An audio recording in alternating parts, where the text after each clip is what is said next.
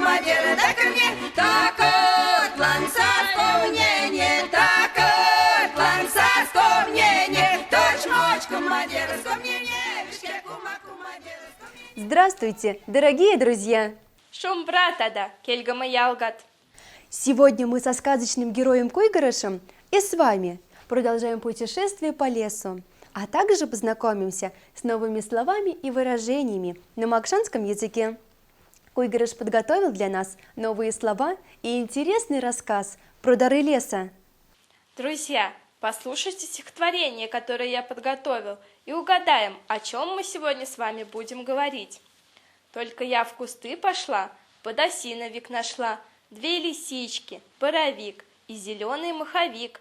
Я подальше забрела, там черники набрала, все теперь домой несу. Хорошо у нас в лесу. Как вы уже поняли, наш сегодняшний урок будет посвящен огромному питательному и витаминному вкладу природы в наш пищевой рацион, а именно грибам, орехам, ягодам, которые растут и созревают в лесу. Тема нашего сегодняшнего занятия – «Вирень казнит. Дары леса». Друзья, лес – это наше богатство. Его ценность заключается не только в том, что он поражает своей красотой. Лес кормит человека, обеспечивает его набором витаминов, необходимых для здоровья. Ребята, а какими же дарами нас награждает лес? Ежегодно в лесу мы собираем душистые ягоды, хрустящие грибы и зрелые орехи. Друзья, назовем их вместе на макшанском языке. Имыш – ягода, панга – гриб, пяште – орех. Ребята, в наших лесах растет много ягод. Сегодня мы познакомимся с некоторыми из них и научимся называть их на макшанском языке. Ягоду этого кустарника называют сборной костянкой, так как она состоит из маленьких ягодок, плотно прижатых друг к другу. Да, как вы уже догадались, мы ведем речь о малине, по-макшански инизи. Куст малины ветвистый, колючий, с длинным ползучим корневищем. Плоды малины используются для приготовления варенья, желе, мармелада и соков. В редких случаях в лесу к великой удаче удается увидеть калину, по-макшански чивги. Ягоды этого кустарника ярко-красные, округлые, то похожи на шарики, то слегка вытянуты. Прохладным осенним днем ярко аллеют на калине грозди спелых ягод, словно согревают опустевшие леса и поля своим огнем. В свою очередь шиповник, по-макшански казмаркс, встречается достаточно часто. Его коричнево-красные ветви усыпаны небольшими красными плодами. Сами листья шиповника продолговатые, своей формой напоминают перышки маленьких птичек. Думаю, следующую душистую ягоду удалось попробовать всем ребятам, которые хоть раз побывали в лесу.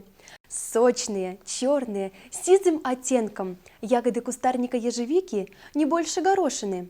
Их мякоть красновато-фиолетовая. Лакштырмарь. Именно так переводится ежевика на макшанский язык. Друзья, молодцы, все запомнили. А теперь вместе со мной еще раз повторим макшанские слова, обозначающие лесные ягоды. Инизи – малина, чивге – калина, казмаркс – шиповник, лакштырмарь – ежевика. Ребята, ну а теперь поговорим об особых лесных дарах, у которых нет ни листьев, ни ветвей. Как вы уже догадались, речь пойдет о грибах. Друзья, а как же слово «гриб» будет звучать по-макшански? Гриб по-макшански – панга, грибы – пангт. Состоят они из ножки и шляпки. Такие грибы называют шляпочные. По шляпке люди определяют вид и название гриба, а уж по ним говорят, съедобен гриб или нет. Друзья, а какие грибы растут в наших богатых мордовских лесах? Ребята, давайте назовем вместе, как будут звучать съедобные грибы по-макшански. Ахшапанга – белый гриб, грусть, келупанга – подберезовик, поюпанга – подосиновик, пуштамапанга – сыроежка, пичепанга – рыжик. Все правильно, ребята. Однако, кроме съедобных грибов, в лесу можно набрать свое лукошко очень много и ядовитых, главным отличием которых является наличие тоненькой ножки и юбочки. Давайте попробуем назвать их по-макшански. Куйгарыш, начинай. Кару-панга, мухомор, варигас-панга, рядовка, дурак-панга, бледная поганка. Все запомнили? Молодцы! Дорогие друзья, а сейчас для закрепления изученного материала Куйгарыш загадает нам загадки на макшанском языке, а мы с вами попробуем их отгадать. Куйгарыш, начинай, мы с ребятами готовы. Ребята, слушайте внимательно. Антонатя шуфта ала в кепильге лангсаащи. Где-то Антон под деревом на одной ножке стоит. Ребята, угадали? Конечно, это гриб. Молодцы! Слушайте мою следующую загадку. Емла шаваня сатан ститовня. В маленькой мисочке вкусное ядрышко. Что же это может быть? Конечно, орех. Молодцы! И, наконец, последняя моя загадка. Як стережно отпалыхть, лопа потмоса синьваныхть. Сяда пяктя ожнатнень, ельгихть вирень офтне. Бусы красные горят, меж листьев на нас они глядят. Больше всех бусы эти любят лесные медведи.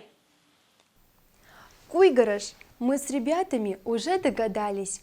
Вкусная красная ягодка, лакомство медведей, зовется малиной. Итак, друзья, наш урок на этом завершен. Мы надеемся, что наш урок вам понравился, и вы с нетерпением будете ждать нашей следующей встречи. Няямызынг, кельгама ялгат. До встречи, дорогие друзья! Вася Димазанг, до свидания! Кума, кума, деревица, да,